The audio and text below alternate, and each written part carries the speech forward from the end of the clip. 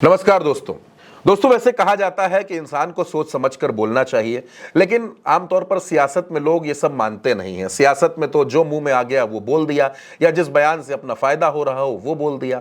दिल्ली की मुख्यमंत्री है रेखा गुप्ता, पहली बार मुख्यमंत्री बनी है, इतना बड़ा पद मिल गया है। रेखा गुप्ता एक टीवी इंटरव्यू में गई थी और वहां उन्होंने अखिलेश यादव को लेकर एक आपत्तिजनक शब्द का इस्तेमाल कर दिया। उन्होंने अखिलेश यादव को टोटी चोर कह दिया, जिसके बाद समाजवादी पार्टी का गुस्सा बहुत ज्यादा भड़क गया। अखिलेश यादव भी नाराज हुए थे, आपने देखा होगा। अखिलेश यादव ने प्रेस कॉन्फ्रेंस के दरमियान उनका वो जो हिस्सा था जिसमें उन्होंने अखिलेश यादव को टोटी चोर कहा था, वो पत्रकारों के सामने उसको प्ले करवाया, उसको सुनवाया और इसके बाद ये भी कहा कि अब इस पर कुछ नहीं कहना। मुद्दा गर्मा गया, समाजवादी पार्टी के लोगों ने प्रदर्शन किया, काली पट्टी बांधकर प्रदर्शन हुआ, रेखा गुप्ता का पुतला फूका गया, खूब गुस्सा दिखा और अब रेखा गुप्ता को इस बात का एहसास हुआ कि उनसे गलती हो गई। एक दूसरे इंटरव्यू में रेखा गुप्ता ने ये माफी का जिक्र किया। उन्होंने कहा कि अगर किसी को बुरा लगा हो तो वो माफी चाहती हैं, वो फ्लो में ऐसा बोल गई थी।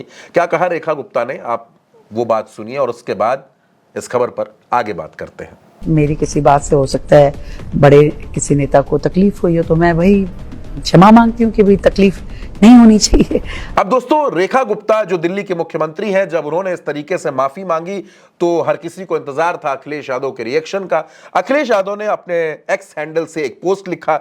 इसमें अखिलेश यादव ने लिखा कि क्षमा मांगना सभ्यता की एक बड़ी उपलब्धि है और क्षमा कर देना उससे भी बड़ी। यानी ये बात हम और आप हमेशा सुनते रहते हैं कि क्षमा मांगने से कोई छोटा नहीं होता और माफ कर देने वाला हमेशा बड़ा होता है। तो अखिलेश यादव ने भी ये बात लिखी।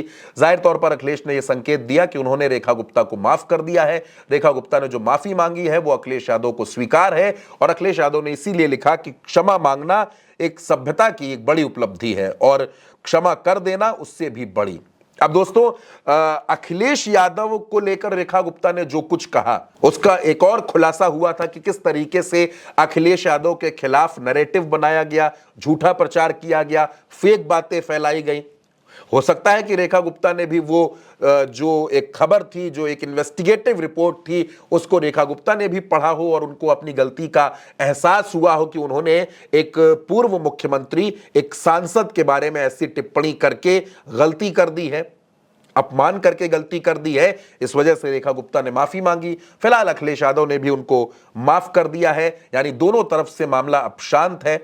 दोस्तों, इस खबर पर आप जो कुछ भी सोचते हो, आप अपनी राय हमें कमेंट बॉक्स में जरूर बताइएगा और चैनल को सब्सक्राइब करना, भारत एक सोच का साथ देना बिल्कुल मत भूलिएगा। नमस्कार।